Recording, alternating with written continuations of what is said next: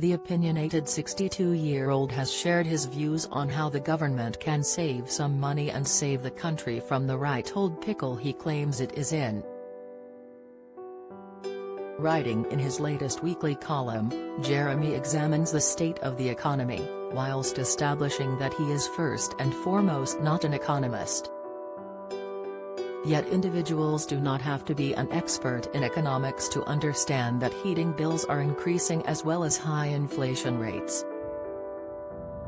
Jeremy bluntly puts the state of the current economy down to individuals thinking that the government has access to a magic money tree which can be harvested in times of need. In his characteristic no-nonsense way of thinking, Jeremy went on to question the qualifications of new Chancellor, Kwasi Kwarteng.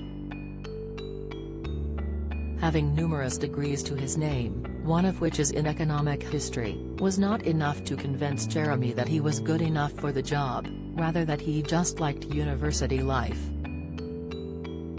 "I have a certificate that says I can do T-line shorthand at 110 words a minute, but that doesn't mean I should be entrusted with writing Hansard every day," Jeremy wrote in The Times. Kirsty Allsop warns don't be fooled as she sets records straight on Holly and Phil. Instead, Jeremy is of the opinion that economics is ununderstandable and unrunnable, and without the use of some miracle magic crystal ball is based completely on guesswork. Having established his opinion on the state of the economy and the people who are in charge of managing it, Jeremy then provided his personal solutions to the problems the government is currently facing. He wrote, "So to solve the economy, what we need to do is make sensible cuts in all government departments, cutting their staffing levels by, say, half. And then, rather than reducing them still further to the point where they don't work at all, we get rid of one entire department altogether." Penelope Keith fuming over X from actors Charity and Blasts have been throttled. Inside there was a real hatred for them. Phil and Holly were heckled by mourners in queue. Latest Richard Osman breaks silence on pointless replacement as show debuts without him. Comment: "Many people are now saying that we should rid the country of the monarchy because this ancient institution is no longer relevant. I respect that point of view, and I hope they respect mine when I suggest the department that has to go is the NHS." Jeremy's column comes shortly after the Chancellor unveiled his growth plan to release the huge potential in the British economy and tackle high energy costs and inflation. As part of this, around 660,000 of the highest earners on more than £150,000 will benefit from the scrapping of the 45p rate, getting back on average £10,000 a year.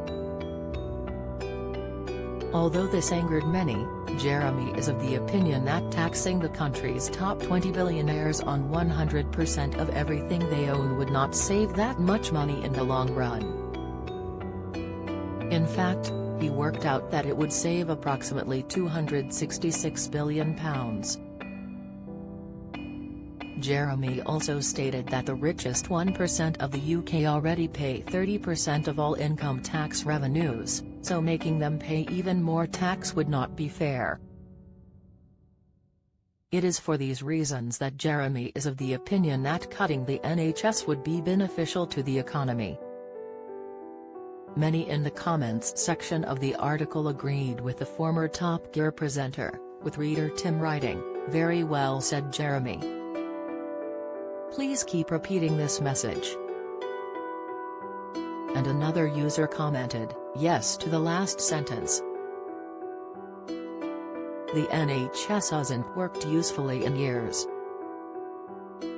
Imagine that it was replaced by something that worked so that all those good doctors and nurses could receive a decent salary, and people could be treated in less than a year." A third focused on Jeremy's skills at understanding economics, which he himself underplayed. Mary Cook wrote, "Give yourself some credit, Mr. Clarkson, you do understand economics. Yet others in the comments section didn't agree with the whole of Jeremy's argument.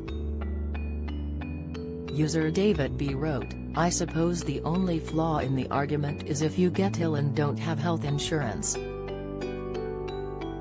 And Robert Jones added, in relation to the NHS, it was functioning reasonably well until the Tories got into power, as were the courts.